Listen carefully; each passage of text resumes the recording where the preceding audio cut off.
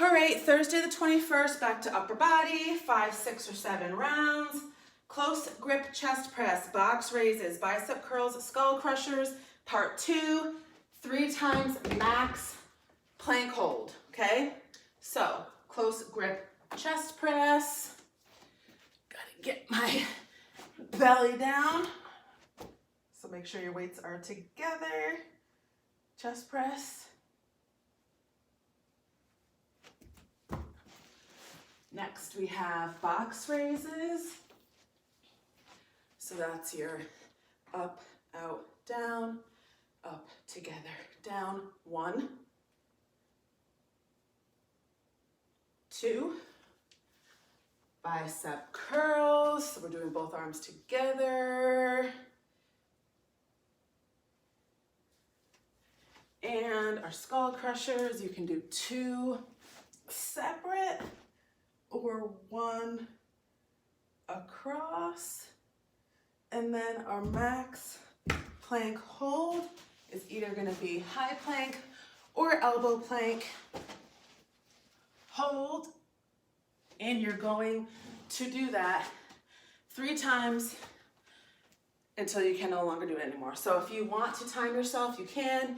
If you don't care, just get down, hold a plank until you drop, give yourself a rest, get down, hold the plank until you drop, give yourself another rest, get down, hold the plank until you drop, and you're done 3 times, okay? So, close grip chest press. So this is our floor press. If you have a bench, it's gonna be your bench press. I always show it without. So instead of your arms being out here, for your typical press, you're going to do close grip. So that means you're gonna bring the weights together and they're gonna be sitting on the top of your chest. Press up, down, 1, up, down, 2. So the only difference is that your weights are pressed together and you have a close grip instead of a wide grip. So what that does is it just works a different part of your arm, your shoulder, your chest.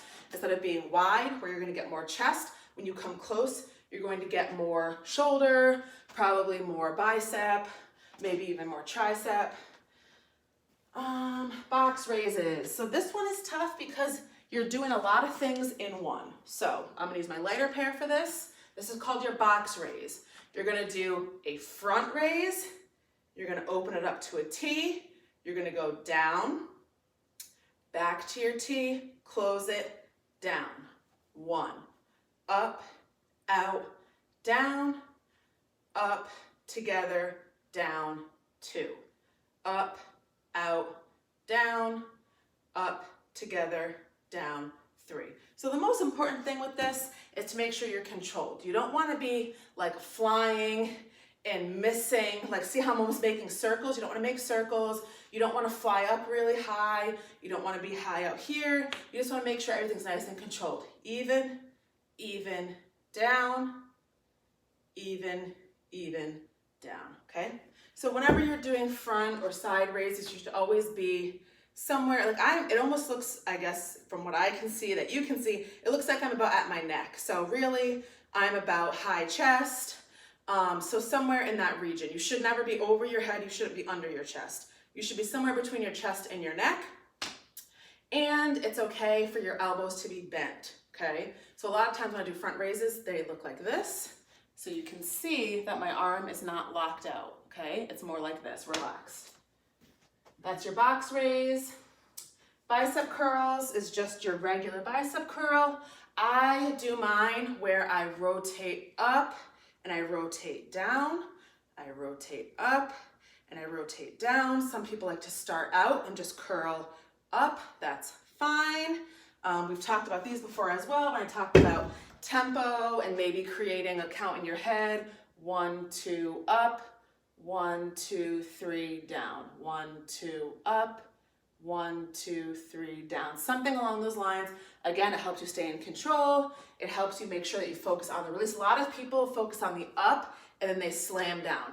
Up, slam down. The release of any exercise is just as important. If you think about pull-ups, if you were trying to do a pull-up and you can't do them, what you could do is jump up and then slow release down. Jump up, slow release down, okay? Something like that is what builds your muscle. Skull crushers. So this one I believe we've talked about as well, because I feel like I remember talking about having to control both hands versus just one. But I'm just gonna double check. Yep, so we did them in week 1. So I'll just briefly go over it again. You're either gonna hold 2 here, and they're gonna come down the side of your head, or you're gonna hold 1 the long way, and it's gonna come to the top of your head. The main difference is, wow, these weights were loose. The main difference is that when you are holding 1, you are not having to control as much. So it will be easier. When you're holding 2, you have to make sure that your arms are moving together, okay? So if you're holding 2 separate ones, you can't have one arm leading the other. When you press up, you can't press up like this. It has to be very concise. Both have to move down together, and they have to move up together. Move down together, move up together. If you aren't that strong, or you just don't have that good of timing or balance, you're gonna do 1. So you're holding either end, and it's gonna come basically to the top of your head, press up. Come to the top of your head, press up. So again, it's a lot about the control and what you can do. So if you start doing it 2 separate and you notice that you're never going at the same time, switch over to 1. And then for our part 2, you are doing your plank. So again, I'm sure we all know what a plank is by now. You can do high or you can do elbow, but the point is that you're just doing max hold. So what that means is you're gonna go down, you're gonna hold your plank until you fall, okay? So until you can no longer hold that plank, you're done. That's 1. Then you can rest however much you want in between, and you're gonna try again. Get up into your plank, hold it until you fall. That is your number 2. And you're gonna do it a 3rd time. So this is not to a specific timer. This is not anything other than you're doing it until you fail. So you're gonna hold that plank until you literally fall on the ground, okay? So if you're curious about your times, you can time yourself, but you're not following any timer. So it's kind of cool if you do time it, because what you should see is you should see your first one being the longest and your last one being the worst, unless you are pretty good at them, they might be more consistent.